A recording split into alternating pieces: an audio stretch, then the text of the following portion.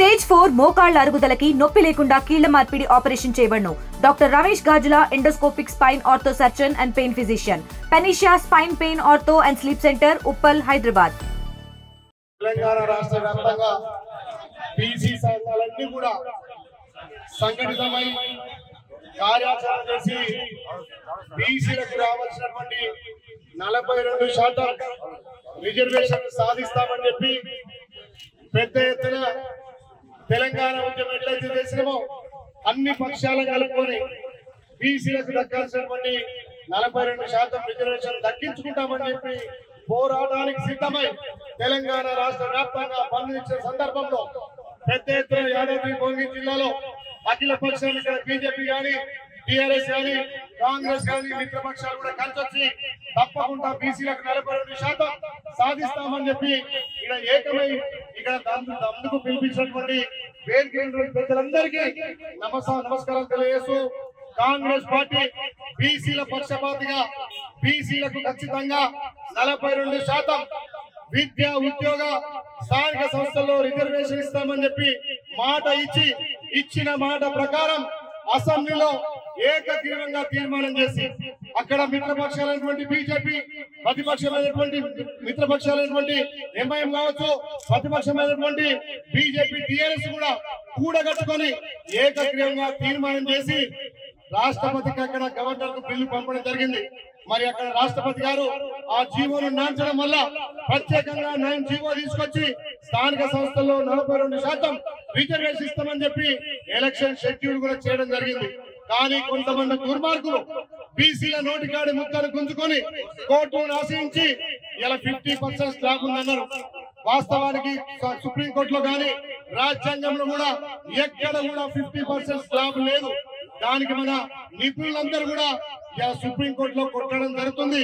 దానికి అనుగుణంగా కాంగ్రెస్ పార్టీ, రాహుల్ గాంధీ గారి ఆలోచన భారతదేశంలో మేమెంతో మాకందరి ఉద్దేశంతో మండు టెండల్లో, మంచు కొండల్లో ప్రియతమ నాయకుడు 4000 కిలోమీటర్లు తిరిగి ఏ వర్గానికి వెళ్తున్నారో వాళ్ళకు అన్ని రకాల తమాషా ప్రకారం రిజర్వేషన్ కావాలని చెప్పి మొదటగా తెలంగాణలోనే ఈ రిజర్వేషన్ ఇంప్లిమెంట్ చేయాలని చెప్పి ఇలా ప్రియతమ నాయకుడు రాహుల్ గాంధీ గారి ఆలోచన కాంగ్రెస్ పార్టీ రాష్ట్ర ముఖ్యమంత్రి వర్యులు శ్రీ యనమల రేవంత్ రెడ్డి గారు మనకున్నటువంటి అన్ని విధాల అవకాశాలను వాడుకొని ఇలా రిజర్వేషన్ ప్రక్రియ చేసి ఇలా స్థానిక సంస్థలు నిర్వహించి ఎలక్షన్ కూడా కండక్ట్ చేసే సమయంలో మన నోటికాడి బొక్కను గుంజుకున్నారు.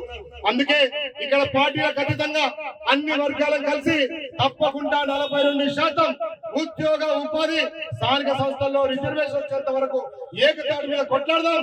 ఎలక్షన్ వచ్చినప్పుడు ఎవరి జెండాలకు పడదాం. కానీ బీసీ రిజర్వేషన్ల విషయంలో అందరం కూడా ముందు జాగ్రత్తగా మనకు రావాల్సినటువంటి మాట. ఇలా నిజంగా 1931 తర్వాత భారతదేశంలో ఏ రాష్ట్రం కూడా కులగణన జరగన చేయలేదు. మరి రాష్ట్ర ముఖ్యమంత్రి పారదర్శకంగా 150 రోజులు ఒక్కొక్క ఇంటికి సర్వే చేసి ఇలా సర్వేలో కూడా కొంతమంది పాల్గొనకుండా ఆన్లైన్ ద్వారా కూడా సర్వేలో పాల్గొనమని అవకాశం ఇచ్చి ఇలా బీసీలు ఈ తెలంగాణలో 56.3% ఉన్న వాళ్లకు 42% బీసీ రిజర్వేషన్ దక్కాలనే ఉద్దేశంతో చట్టం చేసి ఆ చట్టాన్ని ఢిల్లీకి పంపినాం.